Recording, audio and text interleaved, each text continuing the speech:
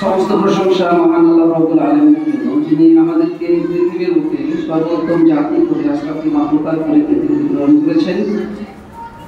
তার সংক্ষিপ্ত প্রশংসা আমরা করি আলহামদুলিল্লাহ। শেষ নবী মুহাম্মদ রাসূলুল্লাহ সাল্লাল্লাহু আলাইহি ওয়াসাল্লামের উপর শত কোটি শান্তির ধারা বর্ষিত হোক। আমরা সকলে বলি আমিন, আল্লাহুম্মা আমিন। উপস্থিত আজকের প্যারেন্টস এন্ড টিচার্স মিটিং এর সকল সদস্যবৃন্দ এবং যারা দূর দূরান্ত থেকে এসেছেন অভিভাবক অভিভাবিকা বৃন্দ, সকলকে জানাচ্ছি আন্তরিক শুভেচ্ছা ও শিক্ষার শুভেচ্ছা। স্টুডেন্ট যারা আছেন, ছাত্রছাত্রী যারা আছেন, একটু চুপ করবেন, হয়তো করবেন না। শিক্ষা এমন একটি বিষয় সারা পৃথিবী জুড়ে এটি একটি আলোড়ন এখন করেছে। আমরা জানি স্বয়ং আল্লাহ রাব্বুল আলামিন তিনি একজন শিক্ষক ছিলেন। আদম আলাইহিস সালামকে তিনি সৃষ্টি করার পরে তখন আদাল আসমা কুল্লাহা একটি আয়াত আছে, এখানে আল্লাহ রাব্বুল আলামিন সারা বিশ্বের সমস্ত জ্ঞান সরাসরি আদম আলাইহিস সালামের মধ্যে ইনক্লুড করলেন। কারণ আদম আলাইহিস সালামের সরাসরি শিক্ষক হলেন স্বয়ং আল্লাহ রাব্বুল আলামিন। সমস্ত নবীর শিক্ষক তিনি। জিবরাইল আমিন আলাইহিস সালাতু ওয়াস সালাম তিনি নবী করিম সাল্লাল্লাহু আলাইহি ওয়াসাল্লামের শিক্ষক ছিলেন। আল্লাহ রাব্বুল আলামিনের কাছ থেকে শিক্ষা নিয়েছে তিনি সরাসরি বলতেন। এই কারণে আল্লাহ রাব্বুল আলামিনের কাছে শিক্ষক শিক্ষিকা মণ্ডলী যারা শিক্ষা দিয়ে থাকেন তাদেরকে শিক্ষক বলা হয়। তিনারা খুব পছন্দনীয়। আমি ভূমিকার মধ্যে একটি কথা বলতে চাইছিলাম, যেটা আমাদের সরদার সাহেব আব্দুল ওয়াহাব মামা বলে দিয়েছেন বিষয়টি, যে একটি প্রতিষ্ঠান বা শিক্ষা ব্যবস্থা পুরো 5টি জিনিসের উপরে স্ট্যান্ড থাকে। কোনো একটি যদি কমি থাকে তাহলে কিন্তু এটা স্বয়ং সম্পূর্ণ কখনো হতে পারে না। উনি ভালোভাবে বুঝিয়ে দিয়েছেন বিষয়টি। কিন্তু আমাদের যখনই শিক্ষা ব্যবস্থার কোনো বিফল ঘটে বা কোনো ধরনের সমস্যা হয়, আমাদের একদিকেই কিন্তু আমরা শুধু শিক্ষক বা প্রতিষ্ঠানের উপরে শুধুমাত্র শিক্ষকের দোষে দেয়। কিন্তু বিশেষজ্ঞগণ বলছেন একটি প্রতিষ্ঠান বা শিক্ষা ব্যবস্থা পুরো চলাচলের জন্য 5টি ব্যবস্থা প্রত্যেকটাই একই সমান ভেদ আছে। নাম্বার 1 হচ্ছে ম্যানেজমেন্ট। যারা প্রতিষ্ঠান চালান, কমিটি মেম্বার আছেন, ইনাদের ভূমিকা 20%। ম্যানেজমেন্ট যদি দুর্বল হয়ে থাকে কোনো প্রতিষ্ঠান সম্ভব নয় ভালোভাবে চালানো। নাম্বার 2 হচ্ছে প্যারেন্টস, শিক্ষক যারা গার্ডিয়ানস আছেন, অভিভাবক অভিভাবিকা আছেন, ইনারা যদি বাচ্চাকে ভর্তি না করেন বা গুরুত্ব না দেন, বাচ্চা কখনো স্বয়ংসম্পূর্ণ হতে পারে না। নাম্বার 3 হচ্ছে টিচার্স, শিক্ষক শিক্ষিকা যদি গুরুত্ব না দিয়ে থাকে বাচ্চা হবে না। অনুরূপভাবে স্টুডেন্ট যদি গুরুত্ব না দিয়ে থাকে তারাও হবে না। এবং প্রতিষ্ঠান যদি ভালো না হয়ে থাকে, নিয়ম কানুন যদি ভালো না থাকে তাহলে প্রতিষ্ঠান চলতে পারে না। কিন্তু একদিকে যেহেতু আমার উঠে, তো আমি সবারই দোষ কিন্তু কিছু না কিছু থাকে। যদি ট্রিটমেন্ট করা যায় তো দেখা যাবে কারণে দোষ আছে বাচ্চাটার অবনতির পিছনে। আমরা জানি সাধারণত একটি বিষয় নিয়ে আমি আলোচনা করতে চাইছি, যে একটি পরিবেশন করেছিলাম ওই ছোট্ট আয়াত আছে। আল্লাহ রাব্বুল আলামিন বলেছেন, ইয়া আইয়ুহাল্লাযীনা আমানু লা তাফআলু মা লা তাফআলুন।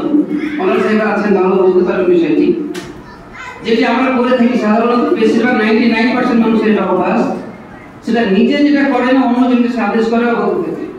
আল্লাহ রাব্বুল আলামিন এখানে নিষেধ করছেন বা একদম সরাসরি বলছেন, হে ঈমানদার মানুষেরা যাদের মধ্যে ঈমান আছে, তোমরা সেটা করো কেন যেটা নিজে করো না। বাচ্চাটার অধঃপতনের পিছনে অভিভাবকের হাত, এবং বিশেষ করে অভিভাবকের হাত কিন্তু আমরা একজন অভিভাবক হিসেবে বলছি বিষয়টি অনেকাংশে থাকে। বাচ্চাটার অধঃপতনের পিছনে গবেষকরা বলছেন মোবাইল তার মধ্যে একটা অন্যতম। গার্ডিয়ান মোবাইল প্রতিনিয়ত দেখবেন, বাচ্চাকে দেখতে দিবেন না, বাচ্চা ভালো হবে না। তিনি ভালো নেবেন কিন্তু নিজে ভালো হবে না। নামাজ না পড়লে বাচ্চার ধরে কমপ্লেন আছে কিন্তু নিজে পড়েন না। বাচ্চার কোনো ধরনের নেশা লেগে গেছে সেটা কমপ্লেন হবে কিন্তু গার্ডিয়ান মানেন না, গার্ডিয়ান সে নেশা করেন। অথচ এই বিষয়ে আল্লাহ নাই বলছেন তালা সাথে লাইন খোলা যায় না, 3 প্রকারের মানুষ জান্নাত যাবে না। তার মধ্যে নাম্বার 1 হচ্ছে মজনুল নিয়মিত বিড়ি সিগারেট তামাক খায়, অধিকাংশ প্যারেন্টস, অধিকাংশ বিশেষ করে পশ্চিমবঙ্গে, কিন্তু এটার মধ্যে আসক্ত থাকেন, গেমের মধ্যে আসক্ত থাকেন, তাহলে বাচ্চা কখনো ভালো হতে পারে না। সাইকোলজিদের কথা বলছি আমি বিশেষ করে। তো আমাদেরকে, আমরা সচেতন মানুষ, আমাদেরকে সচেতন হতে হবে। সেই সঙ্গে আমি প্রতিষ্ঠানে যেহেতু কর্মকর্তা একজন, সেই হিসাবে আমি প্রতিষ্ঠানের দিকে বলবো, কোনো শিক্ষক শিক্ষিকা কখনো চাইবেন না বা প্রতিষ্ঠানের ম্যানেজমেন্ট চাইবেন না যে আমাদের প্রতিষ্ঠানের নামে আমন্ত্রণ বা বদনাম হোক। তারপরে অজান্তে কিছু কিছু হয়ে যায়, তারপরে দিনের পর দিন আপডেট ভার্সন, এগুলো কিন্তু নিয়মিত চাপতে আছে আমাদের উপরে। আমাদেরকে চেঞ্জ হতে হবে, অভিভাবকের চেঞ্জ হতে হবে, বর্তমানের সঙ্গে আপডেট হতে হবে, এবং টিচার্স যিনারা আছেন, ম্যানেজমেন্ট যিনারা আছেন, তাদের প্রতিনিয়ত আপডেট হতে হবে। নইলে কিন্তু গ্রহণযোগ্যতা বাড়বে না, বাচ্চারা নিতে চাইবে না। গার্জেনদের কথা বাচ্চারা পছন্দ করে না, কারণ গার্জেনরা আপডেট হননি। আমরা আপডেট হতে পারি না এখনকার সময়। আগেকার দিনে দেখুন সাদা কালো আমরা টিভি দেখেছি, তাতে মানুষ খুশি ছিল, কিন্তু এখন কেউ হবে না। একসময় সুইচ আলো মোবাইলে খুশি ছিলাম আমরা, কিন্তু এখনের বাচ্চারা কিন্তু ওটা হবে না। মানে আপডেট যদি না হয়, এখন 5 জেনারেশন চলে এসেছে যেহেতু, আর 2 জেনারেশনে আর কেউ খুশি হবে না। যেমন অনুরূপভাবে আমরা পড়েছি শিশু অবস্থায় যেই তার খুশি ছিলাম, সেটা কিন্তু এখন খুশি কখনো করতে পারবে না একটা বাচ্চা। অনুরূপভাবে আমি বলতে চাই যে শিক্ষা ব্যবস্থার মধ্যে কি কি কারণে ব্যর্থ হয় তার সাইকোলজিস্টরা যেটা বলছেন, আমি জাপানি সিস্টেমটাকে ফলো করতে চাইছি এবং বলছি যে একটা প্রতিষ্ঠান তখনই উন্নততর হবে বা বাচ্চা উন্নততর হবে যখন এই কি কি কারণে সে ব্যর্থ হচ্ছে দেখতে পারি আমরা। ব্যর্থতার কারণ বিশেষজ্ঞরা বলছেন, নাম্বার 1 বলছেন যে ক্লাস ম্যানেজমেন্ট। ক্লাসে যদি দুর্বলতা থাকে, ম্যানেজমেন্ট ঠিকঠাক, ক্লাসের কথা বলছি আমি, প্রতিষ্ঠানের নয়। ক্লাস ম্যানেজমেন্টের অনেকগুলো রুলস আছে, শিক্ষকরা জানেন, বিশেষ করে ট্রেনিং হয়ে থাকে বিএডিএতে। ক্লাস ম্যানেজমেন্ট, ছাত্রদের বসার সিস্টেম, ছাত্রদের ডিসিপ্লিন, যে কথা বলার সিস্টেম, কিভাবে কথা বলতে হয়, ভদ্রতার সহিত হাত উঁচু করে কথা বলা, যখন তখন বাইরে না যাওয়া ইত্যাদি, এগুলো অনেক বিষয় আছে ক্লাস ম্যানেজমেন্টে। ক্লাস ম্যানেজমেন্ট যদি পুরোপুরি ঠিক হয়ে না থাকে তাহলে বাচ্চা ফেলিওর হবে। কি কি কারণে ক্লাস ম্যানেজমেন্ট দুর্বল হয় সেগুলো আলাদা সম্ভাবনা বড় বিষয় আছে।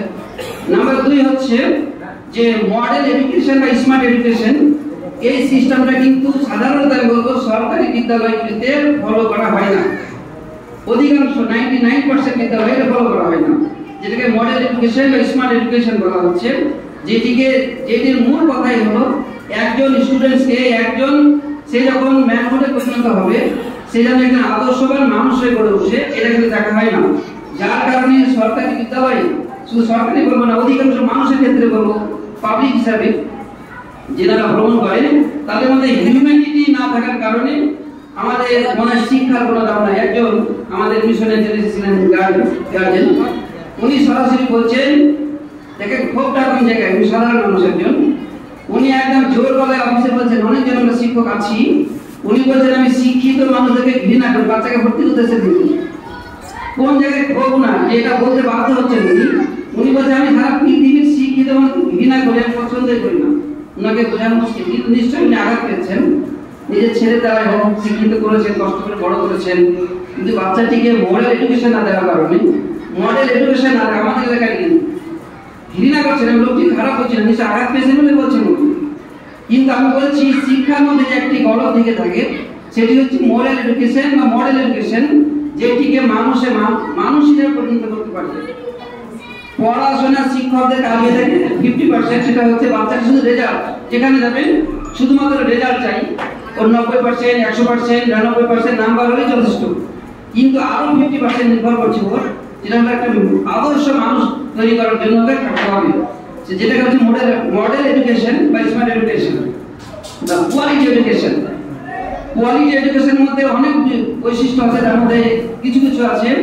এক নম্বর হচ্ছে হিউম্যানিটি, তার মধ্যে মানবতাবাদ জাগ্রত করতে হবে। আপনারা ট্রেনে বাসে ভ্রমণ করেছেন, আমরা দেখেছি ট্রেনে হয়তো 10 জন শিক্ষক, বিশেষ করে রানাঘাটের দিকে প্রচুর শিক্ষকরা ওঠেন, কলকাতার দিকে যান, দেখবেন ট্রেনে জায়গা পাবে না তাদের জন্য, ভিক্ষুক এসে হাতে পয়সা এরকম ভাবে বাজাতে থাকে, একজন 1 টাকা বের করে তাকে সহযোগিতা করবে। আপনি দেখতে পাবেন না, দিলে ওই রাজমিস্ত্রি যেগুলো যায় বাইরে তারাই যাই বলো, কিন্তু ওই শিক্ষক মহাশয়, চাকরিজীবী বা বিভিন্ন অফিসে কাজ করেন, ওনাদের মধ্যে মানবতাটুকু প্রতিষ্ঠান থেকে জাগ্রত করা হয়নি, এমনকি পিতা মাতা ওটা করে দেননি। শিক্ষার এটা একটা বিশেষ অঙ্গ। হিউম্যানিটি জাগ্রত করতে হবে, ন্যাশনালিটি, জাতীয়তাবাদ, মানবতাবাদ, জাতীয়তাবাদ, এইগুলো ব্রাদারহুড, ভ্রাতৃত্ববোধ। একজন কষ্ট পাচ্ছে, সে কোনো রকম ভাবে সহযোগিতা করতে আগে আসছে না। এই বিষয়গুলো যখন শিক্ষকদের উপরে থেকে থাকে, তখন একজন শিক্ষক 30 মিনিটের যদি ক্লাস করে থাকেন, কখনোই 30 মিনিট উনি পড়াতে পারবেন না। উনার দায়িত্ব হচ্ছে 5 মিনিট হলেও উনি এই মডেল এডুকেশনের বিষয়ে কথা ওনাকে বলতেই হবে, নইলে তিনি কখনোই পরিপূর্ণ স্বয়ংসম্পূর্ণ জ্ঞান দিয়ে পড়াতে পারবে না। বড় হয়ে পিতা মাতাকে ভালোবাসতে পারবে না, যেমন প্রতিবেশীকে ভালোবাসতে পারবে না। উনি আমাদের এলাকার বিষয়ে একটি কথা বলতে চাইছি, এটা লক্ষ্য রাখার জন্য। সাধারণত দুঃখ নেবেন না, বিষয়টা অবশ্যই একটু শোচনীয় বিষয়। নারকেল বাগানের থেকে যখন আমরা বিভিন্ন দোকানে যাই, আমাদের গ্রামে কিন্তু প্রচুর বদনাম হচ্ছে। এখানে যেহেতু এলাকার মানুষ আছেন, হয়তো বাকি নিচ্ছেন কিন্তু দিতে চাইছেন না, এরকম। তো এখানে আশপাশ এলাকায় অবশ্যই আমরা বলবো এদিকে একটু নজর রাখা। এটার মধ্যে শিক্ষার কিন্তু গলদ আছে বলে আমি প্রসঙ্গক্রমে এটা টেনে আনলাম, যে যদি উনি বুঝতে পারতেন যে এই মানুষকে ধোঁকা দেওয়া বা মানুষকে কষ্ট দেওয়া, মিথ্যে কথা বলে প্রতারণা করা, এটা কত বড় ভয়াবহ অপরাধ। উনি যদি জান্নাতে যাওয়ার মতো হতেন কিন্তু যেতে পারবেন না, ওটা কারণ হয়ে দাঁড়াবে। যদিও 10 টাকা বাকি নিয়ে দেননি ইচ্ছাকৃত ভাবে, তাহলে উনি কিন্তু ছাড় পাবেন না। এটার জন্য আমি বলবো ম্যানেজমেন্টকে, প্রতিষ্ঠানে বিশেষ করে বাচ্চাদেরকে, অভিভাবকদেরকে এই বিষয়ে একটু তুলে ধরবেন। এটি যে ভয়াবহ অপরাধ বা পাপ, এটা তিনারা সবাই জানেন। তো যে বিষয়টা শুনছিলাম প্রথমে কিছু কমপ্লেন আকারে, এটা স্বাভাবিক। প্রত্যেকটা প্রতিষ্ঠানে, এমনকি আমি আলাদা প্রশ্নের কথা বলবো, সেখানে পর্যন্ত কমপ্লেন একই রকম ভাবে উঠে থাকে। খাদ্যের বিষয় যেখানে প্রতিদিন একই রকম হয়, সেখানে কমপ্লেন হয়, আমাদের হয়। আমরা টাকা নিয়ে পড়ে আমাদের হয়। অতএব মাদ্রাসার দিকে একটু করে ওপেনলি না বলে, আপনাদের যদি কখনো এই হয়, ম্যানেজমেন্টকে আপনারা চিঠি আকারে, মেসেজ আকারে সরাসরি কথা বলার যেহেতু সুযোগ থাকে, এটা হলো একটি সভা ভঙ্গের একটি কারণ। সরাসরি এই ধরনের নেগেটিভ চিন্তা একজন মানুষকে অনেক পিছিয়ে দেয়। অনুরূপভাবে ধরুন আজকের কথা বলছি, একটা খুব সুন্দর পরিষেবা নিয়ে চলছে এটা, যেহেতু এরপর একটু একটা ঘটনা আপনার কাছে চলে আসে, কোন একটি দুর্ঘটনা, একজন মোটরসাইকেল নিয়ে ওখানে আহত হয়েছে বা হসপিটালে নিয়ে যাওয়া, মারা গেছে, আর এটা বন্ধ হয়ে গেল। তার মানে হলো একটি নেগেটিভ চিন্তা আপনার খাবার খেতে খেতে বন্ধ হয়ে যেতে পারে, আপনার আনন্দ সব নির্লস হয়ে যেতে পারে, বাদ হয়ে যেতে পারে। নেগেটিভ চিন্তা আমাদের পিছিয়ে দেয়, এটা একটা বলবো। আর শিক্ষকদের উদ্দেশ্যে স্যার বলবো একটি বিষয়, সেটা হচ্ছে আমাদের যে মাথায় ব্রেন যেটা আছে কাজ করছে, হার্টেও মুখস্থ করতে সহযোগিতা করা, সেটা বিজ্ঞান আগে জানতো না, এখন বলেছে আমাদের হার্ট পড়া মুখস্থ করতে পারে, ব্রেন থেকে বেশি মনে রাখতে পারে, এটা বিজ্ঞান এখন বলছে। এখন কথা হচ্ছে আমাদের মাথার যে বাচ্চারা ভুলে যায় বেশি, হ্যাঁ মায়েদেরকে বলবো এবং যারা পিতা আছেন বলছি, বাচ্চারা পড়ানো হয় প্রতিষ্ঠানে ঠিকই, তো ভুলে যায়। এই ভুলে যাওয়ার মূল কারণটা শুধু জেনে রাখতেই দেখবে বাচ্চা ভুলছে না। সেটা হচ্ছে বিশেষজ্ঞ ডক্টর যিনারা আছেন, তিনারা বলছেন আমাদের মাথায় আলাদা দুটো মেমোরি দিয়েছেন। একটা হচ্ছে শর্ট টার্ম মেমোরি, যেটা long term memory. Short term memory হচ্ছে সামনের দিকে আছে আমাদের, যেটা এক্ষুনি শুনলাম আর মনে হয় সামনে চলে আসবে, কিন্তু লং টার্মে যদি যায় তো দীর্ঘদিন, বছরের পর বছর মনে থাকে না। এখন এই যে শর্ট টার্ম থেকে লং টার্মে যাওয়ার জন্য আলাদা 5টা ওয়েভ দিয়েছেন, তরঙ্গ। তার মধ্যে দুটো তরঙ্গের কথা বলছি। প্রথমটা হচ্ছে আলফা ওয়েভস, অর্থাৎ আলফা তরঙ্গ, এবং শেষ যেটা সেটা হচ্ছে গামা তরঙ্গ, গামা ওয়েভস। আলফা তরঙ্গ যদি আমাদের মাথায় তৈরি করতে পারি, তাহলে সামনেকার আমাদের যত কথা সব আমাদের লং টার্ম মেমোরিতে দীর্ঘদিন যেখানে থাকে সেই জ্ঞানকে জমা হয়। এখন এইটা আর যদি গামা চলে আমাদের মাথায়, যতই পড়ানো হবে বাচ্চাকে, যতই পড়া মুখস্থ করাবো, ক্লাস এই শেষ বাড়ি গিয়ে কখনোই পারবে না বাচ্চাটি। এখন আমাদেরকে জানতে হবে তাহলে আলফা তরঙ্গ কিভাবে তৈরি হয় আর গামা কিভাবে হয়ে যায়। ওয়েভ মানে তরঙ্গ, পানি ঢেউতে যেমন বড় ইট যদি ফেলেন বেশি ঢেউ হবে, আর যদি বাতাস না হয় তাহলে কিন্তু আস্তে আস্তে হবে। আমরা যদি বেশি বাচ্চা হয়ে হট্টগোল করে মোবাইল দেখে, মোবাইলে যে রে আছে যেটা ব্লু রে, এটা খুব ক্ষতিকর, এটাতে গামা তরঙ্গ তৈরি হয়, বিজ্ঞানীরা বলছেন। এবং বেশি হই হট্টগোল, বাড়িতে সমস্যা, বাবা মার সমস্যা, টেনশন ইত্যাদি কারণ যদি হয়, তাহলে গামা ওয়েভ তৈরি হয়ে যায় মাথায়। ফলে গামা ওয়েভে ওর কথাটিকে যে পিছনে যে লং টার্ম মেমোরি আছে ওখানে যাওয়ার আগে ভাসিয়ে দেয়, সেই পর্যন্ত পৌঁছাতে দেয় না। ফলে বাচ্চাটি পড়া কিন্তু মনে রাখতে পারে না। গামা তরঙ্গ যাতে না হয় তার জন্য আমাদেরকে সচেতন হতে হবে, টিচারদেরকে প্রথমত সচেতন হতে হবে, বাচ্চাদের ক্লাসে হই হট্টগোল না করে, ছুটোছুটি না করে। তার জন্য কিছু কড়া ডিসিপ্লিন, যেগুলো হচ্ছে ক্লাসরুম ম্যানেজমেন্ট এই সিস্টেমটা চালু রাখতে হবে। আর গার্ডিয়ানদেরকে বলবো বাড়িতে শান্ত পরিবেশ রাখতে হবে, মোবাইল ইউজ বাচ্চার সামনে বেশি করা যাবে না, পিতামাতায় ঝামেলা করা যাবে না, এবং কোরআনিক একটা সিস্টেম যে কোরআন মুখস্থ করলে আলফা ওয়েভ তৈরি হয়, এটা বিজ্ঞানীরা বলছেন। বলে এটা যদি হাফিজিয়া মাদ্রাসায় ভোরবেলায় কোরআন পড়ানো হয়, আশা করছি বাচ্চারা এই দিকে পজিটিভ থাকবে, খুব সহজে পড়া মুখস্থ করতে পারবে বলে আমি আশা পোষণ করছি। ধন্যবাদ সকলকে। আসসালামু আলাইকুম ওয়া রাহমাতুল্লাহ।